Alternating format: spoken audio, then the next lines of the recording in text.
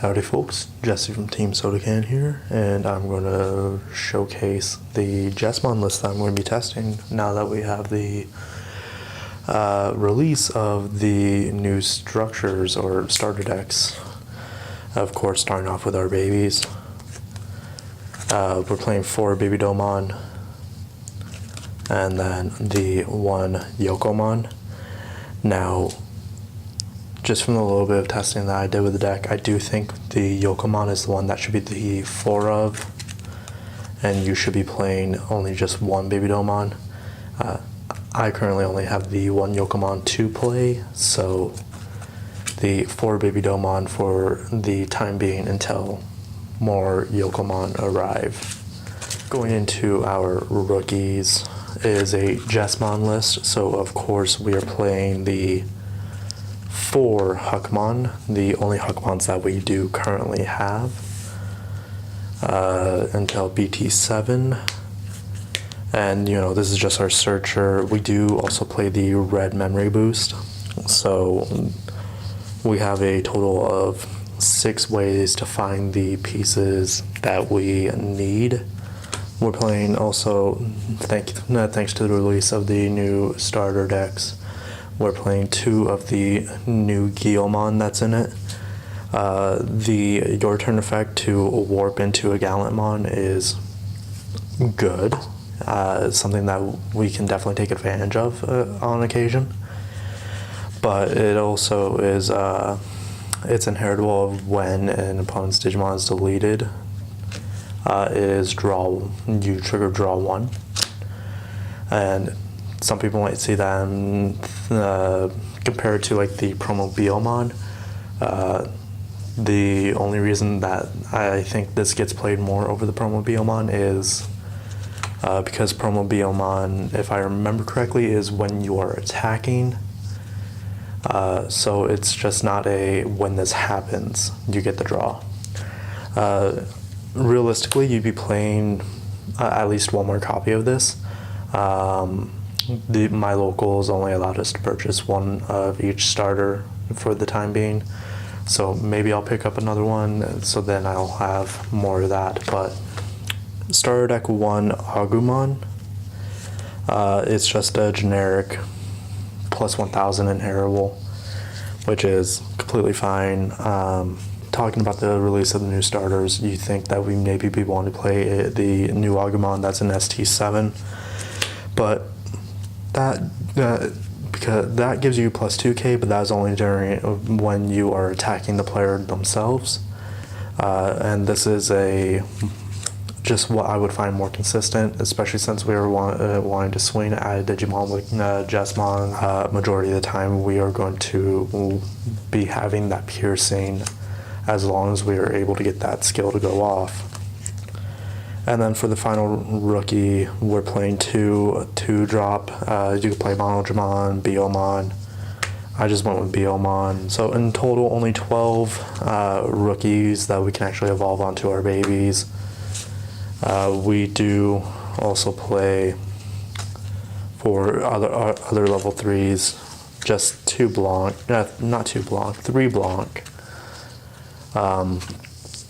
It's the one that we typically want to be playing more often, because this lets us draw 1, and then we get essentially just more blockers on the field. If we have a Huckmon, Jesmon, Royal Knight on the board. And while we're talking about Blanc, we're playing 2 CL. CL we don't care about seeing as often. We only play it because it's a Sistermon name currently. The 1 memory gain is really nice, and the power gain is also really nice. I do unfortunately forget to remember the power gain quite a bit. But hey, that is our Sistermon lineup as well. Going in level 4s, again, Jesmon deck. So 4 Bao Huckmon, there's an argument to only play 3 of these. I like to play as many targets as I can for searching. So Bao Huckmon, and also popping things that are 5k or less is really nice. It pops all the 1 to evolve blockers and so on and so forth.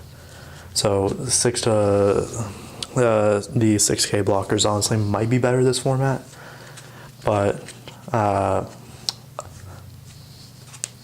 I don't follow my own advice. I'm playing the 1 to evolve blockers, mostly because these never actually hit the board proper majority of the time.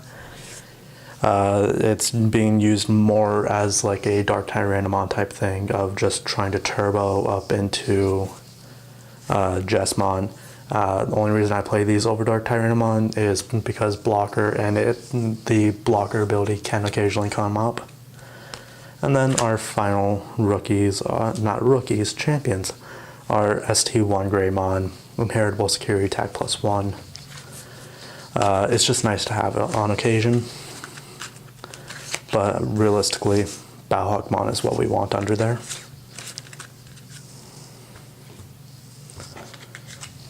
Level 5s are ultimates.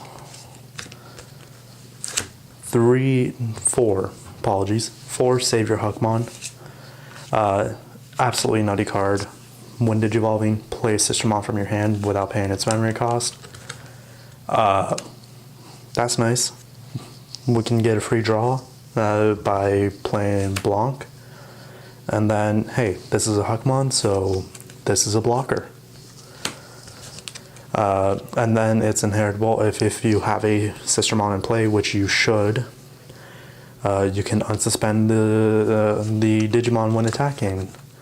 That's really nice. It is a once per turn effect, but still being able to get multiple swings in is really nice, especially if you have like a Greymon under there. We play 2 Groundmon, just 2. This is just for turbo things, you know, if you brick really bad. I'd rather play this over this. And then 1 Voltramon.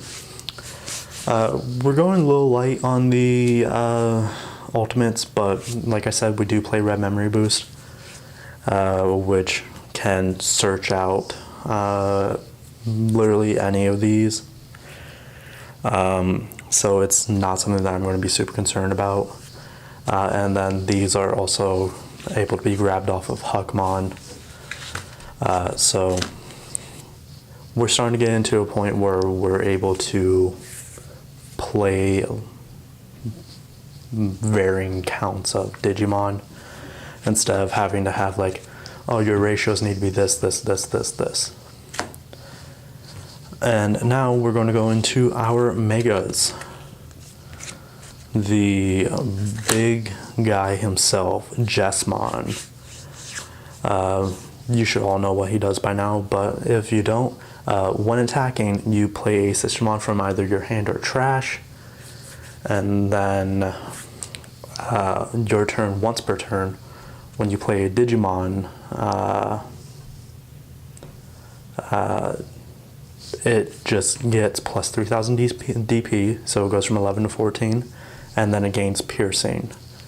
That is, you know, just a once per turn effect, which is completely fine. That's typically all that we need.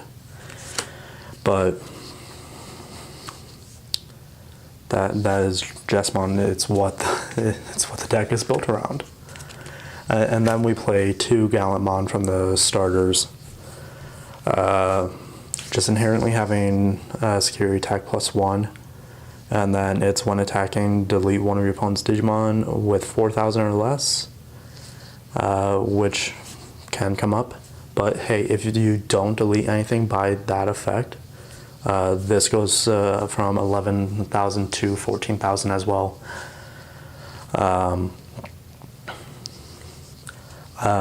The main reason I like this over the BT2 Gallantmon for this deck in particular is mostly because it's a 3 to evolve, and it does wants to do some similar things as Jesmon, or at least as the Jesmon line. And obviously we're playing Gallantmon over like BT1 War Greymon because it's a Royal Knight, so it makes our Sistermon's effects live. But that is our Mega lineup. And real quick, just level 7's 2 Blitz Omni. We honestly could potentially even only be playing 1. We play 2 Judgment in the Blade. I tried this at 3. I saw it in my hand way too often. So while it's very good, I just don't think you need any more than 2 of it. And its security effect is also still fantastic. It's just getting to play a Sistermon from your hand or trash, and then you add the card to hand. It's good. I like it.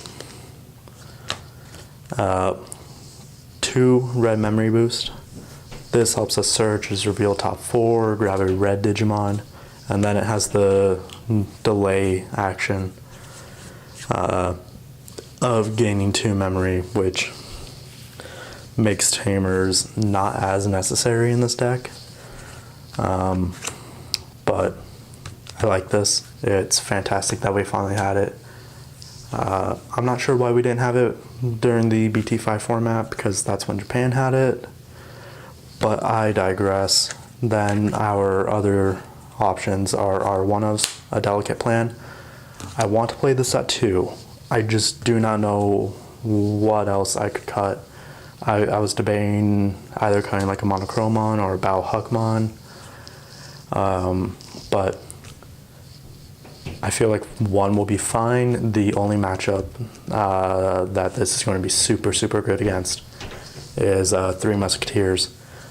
And that's something that you can hold on to this. Wait till you have your Jesmon.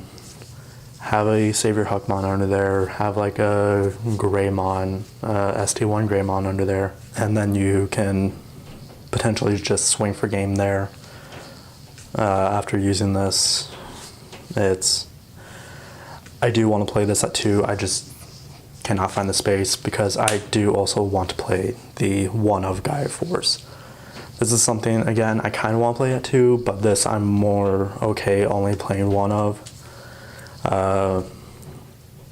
Just spot removal. It's hard to say no to. You could even, I've seen lists that don't play a Gaia Force and just play the 2 a delicate plan. But I find Gaia Force just a little too hard to give up. And then Tamers. Just 2 BT1 tie. You're typically going to have a full stack. It's a memory setter. So that extra security attack, again, it'll help a delicate plan just be able to blast through for game in 1 turn. But yeah, folks, that is the best red deck with format. A lot of people would say it will be what I'll be playing for the most part for the coming future. But anyway, folks, I do appreciate you checking this out. We'll catch you on the next one. Goodbye.